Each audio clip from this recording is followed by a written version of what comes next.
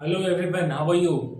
कैसे हैं आप सब? उम्मीद है आप सब अच्छे होंगे। मेरा नाम निशित रंजन है और आप देख रहे हैं English with Nishit. 60 days spoken की क्लास में आज हम लोग फिर से अपने क्लास को लेके आए हैं, जहां पे हम लोग सीखेंगे वर्ड्स पावर और ग्रामर की बात करेंगे।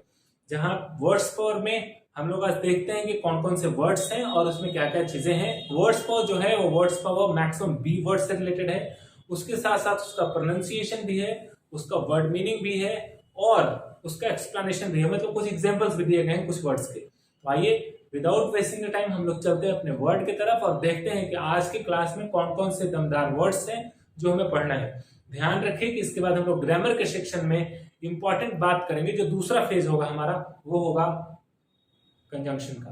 तो कंजंक्शन में हम लोगों ने बट पढ़ा था कल, आज भी एक इंपॉर्टेंट टॉपिक पढ़ेंगे। तो आपका जो क्लास होगा वो पूरा कंप्लीट देखना है, कंप्लीट चीजों को समझना है और उसका फिर होमवर्क तैयार करना है। उस पर आपको असाइनमेंट्स भेजने हैं। जो भी आप पढ़ते हैं उसका असाइनमेंट्स भेजना ज्यादा इंपॉर्टेंट है। और जब असाइनमेंट भेजेंगे तो उस पर फिर फीडबैक, उस पर फिर पूछना भी जरूरी है कि सर मैंने जो बनाया वो सही बनाया गलत बनाया। तो कब पूछेंगे? वो जीडी के समय पूछेंगे। जब आपकी जीडी होती है तब आप 4 बजे मिलते हैं हमसे लाइव, हम लोग जुड़ते हैं, बातें करते हैं, डिस्कशंस करते हैं। वहां पे फिर हम बात करेंगे अपने जो भी प्रॉब्लम्स है वहां पे। वो मंडे टू सैटरडे अब है, वो मंडे टू सैटरडे हम डेली करते हैं और चीजों को समझते हैं। तो चलिए विदाउट वेस्टिंग टाइम बातचीत अब कम करते हैं, चलते हैं अपने क्लास की तरफ और देखते हैं कि आज की क्लास में कौन कौन से वर्ड्स हैं। वही फर्स्ट वर्ड, जो पहला वर्ड है वो है ब्रेव। ब्रेव का मतलब होता है बहादुर। क्या होता है? बहादुर। कह रहा है कि he is a brave soldier. वो कैसा सैनिक है? ब्रेव है, बहादुर सैनिक है, बहादुर योद्धा है ना। ब्रेजन, ब्रेजन का मतलब होता है बेशर्म। कभी कभी नहीं बोलते बड़ा बेशर्म आदमी हो, है ना, तुमको समझ में नहीं आता है। तो बेशर्म जो होता है उसको हम क्या कहते हैं? Brazen. The troops were shocked by the enemies brazen early morning attack. है ना, जो ट्रूप्स हैं, जो सेना है, वो शॉक्ड हो गई यह देख के कि उसका जो एनिमीज है, मतलब उसका जो दुश्मन है, वो क्या कर रहा है? सुबह में ही बेशर्मी से क्या कर रहा है? अटैक कर दिया, है ना। तो ये देख के शॉक्ड हो गई। तो इसी तरीके से हम सेंटेंस बनाएंगे। दूसरा ब्रेक ऑफ। ब्रेक ऑफ एक फ्रेज है। ब्रेक ऑफ का मतलब होता है सडनली स्टॉप टॉकिंग। जब आप किसी से बात कर रहे हो, अचानक बातचीत करना बंद कर दें, तो आप क्या कहेंगे? That you must say brazen, sorry break off कहेंगे आप, नॉट ब्रेजन, ब्रेक ऑफ कहेंगे। Next one is break with.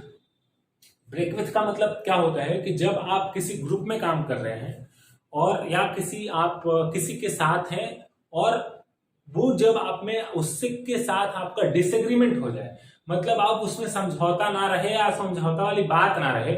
जब डिसएग्रीमेंट के साथ आप उस ग्रुप को लीव करते हैं, किसी कंपनी को लीव करते हैं, किसी चीज को लीव करते हैं, छोड़ते हैं। लीव करना मतलब छोड़ने से है।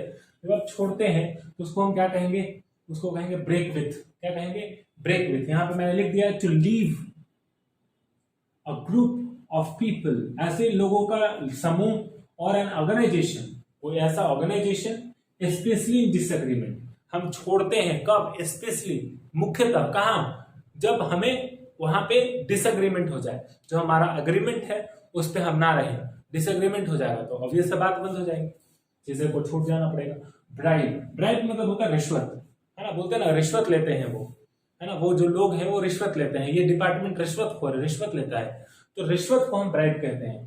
कहा जा रहा है यहाँ पे एक एडवाइस है कि you should not take bribe. आपको घूस, ब्राइब नहीं लेना चाहिए, आपको रिश्वत नहीं लेना चाहिए। आप एक अच्छे पोस्ट पे हैं, आप एक ईमानदार व्यक्ति रह के करके काम कर सकते हैं, तो आपको घूस नहीं लेना चाहिए, ब्राइब नहीं लेना चाहिए।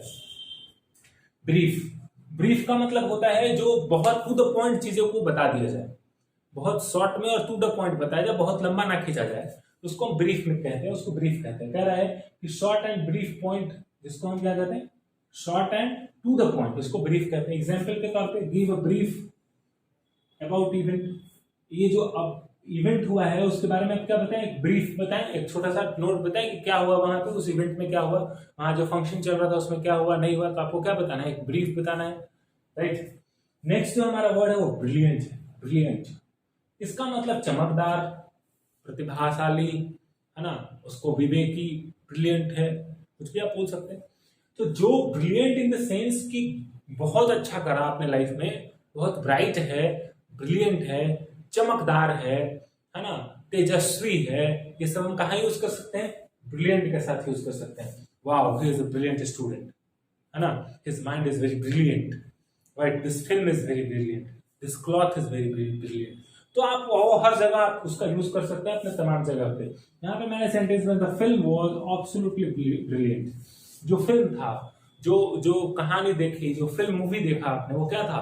बहुत ही बेउम्दा था, बेहतरीन था, बहुत ही ब्रिलियंट था, right, that we can use the term brilliant over there. Next one is brutal. Brutal use करते हैं वेरी क्रूअल एंड वायलेंट, कोई ऐसा व्यक्ति जो बहुत क्रूअल हो और बहुत वायलेंट हो। क्रूअल का मतलब बहुत ही बेकार क्रूप हो, और वायलेंट हो बहुत गुस्सा करने वाला हो, तुरंत ही तो मारपीट पे आ जाए, है ना, तो क्या आप कहेंगे? ब्रूटल आदमी, right, you are a very brutal person. तो कैसा आदमी है? Very cruel and violent. होता है ना कोई कोई आदमी बहुत ही, मतलब जैसे आप फिल्मों में विलेन को देखते हैं, वो क्या होते हैं? वो क्रूअल होते हैं, है ना, उनकी जो सोच होती है, मतलब दिखाया जाता है, वो क्रूअल होते हैं और बहुत ब्रूटल भी होते हैं। मतलब गजब तरीके से अगर आप एक्शन मूवी देखेंगे तो आपको दिखेगा कि उनका जो रोल होता है कितना भयानक गंदा वाला होता है, राइट, एकदम, है ना, दैट इज वही क्या है। बल्क, आप कभी कभी सुनेगा बल्क में मैसेज भेज रहे हैं, आपने सुना होगा बल्क में मैसेजिंग कर रहे हैं, बल्क में मैसेज आया, बल्क में लोग आ गए। बल्क का मतलब है द मेन और लार्जेस्ट पार्ट ऑफ समथिंग, जो इंपॉर्टेंट और लार्जेस्ट पार्ट है किसी चीज का, उसको हम क्या कहते हैं? बल्क कहते हैं। The bulk of customer are based in town. बहुत सारे जो कस्टमर है, बल्क ऑफ कस्टमर है, वो कहाँ पे स्थित है? टाउन में स्थित है, बेस्ड ऑन टाउन में। वो कह रहा है कि bulk of customer are based in town, वो टाउन में रहते हैं। Last but not the least, buyer. इसको हम बायर पढ़ते हैं। बायर का मतलब होता है खरीदार, बायर का मतलब होता है खरीदार, जो हमारा लास्ट वर्ड है। खरीदार मतलब जो खरीदने वाला है उसको हम खरीदार कहते हैं। जैसे आप कोई सामान खरीदने जाते हैं तो आप क्या है? Buyer, that you are buyer, right. If you go in a market for purchasing anything, if you are doing shopping, then you are buyer, right. चूंकि आप खरीदेंगे तो आप क्या हो गए? बायर हो गए। अगर हम कोई चीज खरीदने जा रहे हैं तो हम क्या हो गए? बायर हो गए। तो जो बायर है, कह रहा था बायर वॉज कन्विंस्ड, बायर जो था वो कन्विंस्ड हो गया of the salesman integrity, salesman की ईमानदारी पे। इंटीग्रिटी का मतलब क्या होता है? ईमानदारी। देखिए यहाँ पे इंटीग्रिटी मतलब ईमानदारी मैंने लिख दिया। जो सेल्समैन मतलब जो बेचने वाला है, उसकी जो इंटीग्रिटी है, उसकी जो ईमानदारी है, उससे देख के जो बायर है वो क्या हो गया? कॉन्विंस्ड हो गया, है ना। उसको लगा कि नहीं, इसका सामान हमें क्या कर लेना चाहिए? खरीद लेना चाहिए। So that he was convinced by watching, by seeing the integrity of salesman. Salesman के इंटीग्रिटी को देख के इसको लगा कि नहीं, चलो खरीद लेते हैं। तो दैट्स द पॉइंट, ठीक है। तो इस तरह से हम लोग अपने सेंटेंसेस को एलाबोरेट करते हैं, दैट, और इस पे हम सेंटेंस बनाते हैं। आपके पास सेंटेंस भी है, उसके फोनेटिक्स भी हैं, देखिए, ब्रेव, ब्रेजन, है ना, जहां पे जरूरत है, bright, brief, brilliant, brutal, bulk, buyer, right. तो यहाँ पे सारे का फोनेटिक्स लिखा हुआ है, राइट। आई रोट फोनेटिक्स, जो हिंदी है वो लिखी हुई है और कुछ का सेंटेंस भी बना हुआ है। तो आई डोंट थिंक सो कि आपको कोई प्रॉब्लम होने वाला है। एक बेहतरीन वर्ड्स पावर आपके पास हो जाएगा जब आप ये पूरे सेशन को करते चलेंगे, है ना। तो आप, उम्मीद है कि आप ऐसा करेंगे। वर्ड्स पावर पे आपको सेंटेंसेस बनाने, जो आपको वर्ड्स मैंने सेंटेंस बताए हैं उसी से कुछ मिलता जुलता या फिर कुछ अलग, कुछ अपना आप सेंटेंस बनाइए और उससे असाइनमेंट के तौर पे मुझे भेज दीजिए। या तो आप व्हाट्सएप नंबर आपको मिलेगा, व्हाट्सएप कर सकते हैं, या आप मेरे को ईमेल भी कर सकते हैं। तो चलिए अब हम लोग चलते हैं अपने ग्रामर के सेक्शन की तरफ। Don't forget to watch all session. Friends, अपने ग्रामर के सेक्शन में आज हम लोग बात करेंगे कंजंक्शन में आइदर और का। आइदर और क्या होता है और उसको कैसे यूज़ करते हैं, हम आज इसकी डिटेल से बात करेंगे।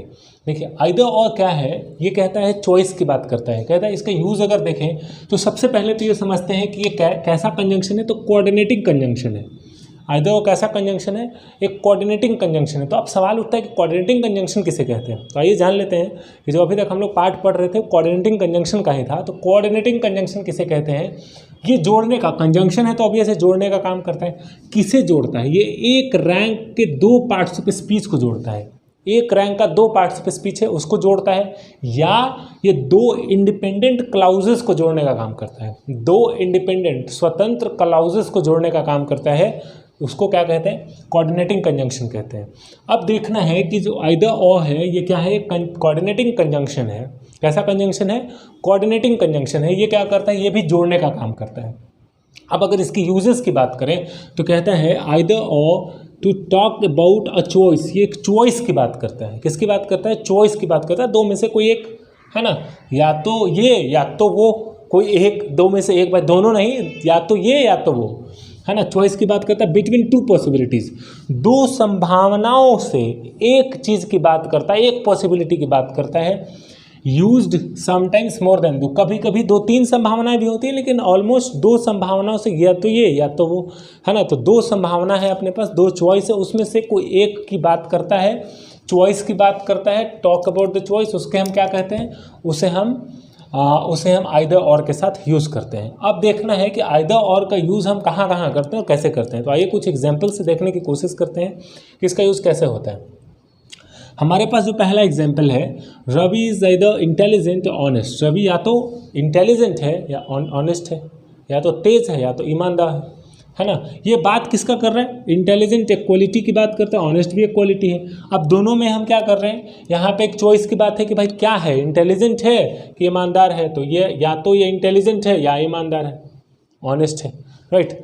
अब आते हैं दूसरे एग्जाम्पल की तरफ। कह रहा है कि Neha is either beautiful honest. या तो नेहा क्या है, सुंदर है या ऑनेस्ट है, ईमानदार है, right. He can either speak और राइट। या तो वो लिख सकता है या बोल सकता है, right. Neha can either dance और सिंग। या तो नेहा डांस कर सकती है या तो नेहा क्या कर सकती है, गाना गा सकती है, सिंग कर सकती है। He lives in either Delhi or Mumbai. या तो वो दिल्ली में रहता है या मुंबई में रहता है। मतलब कि कोई एक चॉइस है भाई, दोनों जगह तो नहीं हो सकता, या तो मुंबई में है या तो दिल्ली में है। या तो वो डांस कर सकती है या तो वो गाना गा सकती है। या तो वो तेज हो सकता है या तो ईमानदार हो सकता है। या तो वो सुंदर हो सकती है या तो वो तेज हो सकती है। तो that kind of thing we can use कहाँ पे, आइदर पे। जब हम इसकी दूसरी सिचुएशंस की बात करते हैं, जब हम दो सब्जेक्ट क्या करते हैं, जब दो सब्जेक्ट का यूज़ करते हैं हम कहाँ पे, आइदर और के लिए।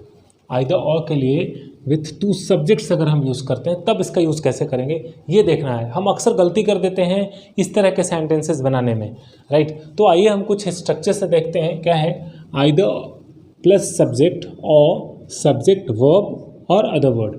अब यहाँ पे देखना है कि यहाँ पे आइदर के बाद सब्जेक्ट है, फिर और है, फिर सब्जेक्ट है, उसके बाद वर्ब आ रहा है।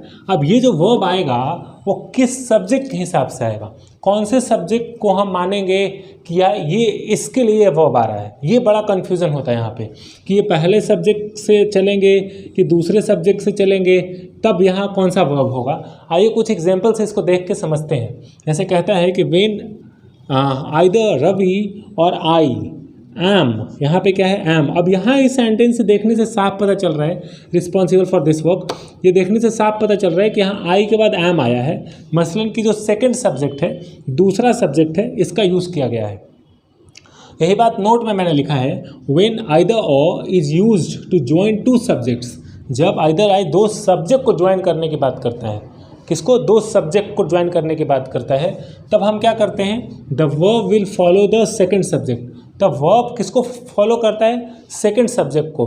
चूँकि जब पहले वाले सेंटेंस में जब हम लोग पहले पढ़े कि या तो वो इंटेलिजेंट है या ऑनेस्ट है, वहाँ पे दो सब्जेक्ट की बात नहीं हो रही थी, लेकिन यहाँ पे दो सब्जेक्ट की बात हो रही थी। जब दो सब्जेक्ट को हम लोग जोड़ेंगे तब क्या होगा, तब हम कौन से वर्ब को, कौन से सब्जेक्ट को फॉलो करेगा, वो सेकंड सब्जेक्ट होगा।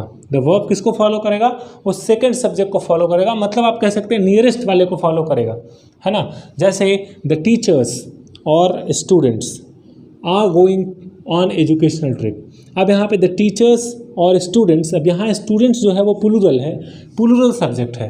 तब वहाँ पे क्या होगा, जब प्लूरल सब्जेक्ट है तो यहाँ पे आ होगा, आ गोइंग, वो जा रहे हैं कहाँ, एजुकेशनल ट्रिप पे। अगला जो एग्जाम्पल है, आइदर ही और हिज फॉलोवर्स, है ना। आइदर ही और हिज फॉलोवर्स मतलब या तो ये या उसके अनुयायी, मतलब उसके फॉलोवर जो उसको फॉलो करते हैं, हैव ब्रोकन दिस ग्लास, उन लोगों ने क्या किया होगा, ग्लास तोड़ा होगा। तो ऐसे तमाम सेंटेंसेस हम लोग इसके पे कुछ एक्सरसाइज भी करेंगे, लेकिन आपका काम है इस पर आप ज़्यादा से ज़्यादा सेंटेंसेस बनाएं। आप जितना सेंटेंस बनाएंगे उतनी चीज़ें आसान होंगी। और क्या कह रहे हैं कि आइदर ही और his followers have broken the glass, या तो ये या इसके फॉलोअर्स जो इसके अनुयायी हैं वो क्या किए होंगे, एक ग्लास तोड़े होंगे। अब ध्यान क्या देना है कि यहाँ पे आप देख रहे हैं फॉलोअर्स है, फॉलोअर्स के साथ हम क्या लगाएं, हैव, है ना। यहाँ पे स्टूडेंट्स है, स्टूडेंट्स के साथ कैसा वर्ब आया है, आर।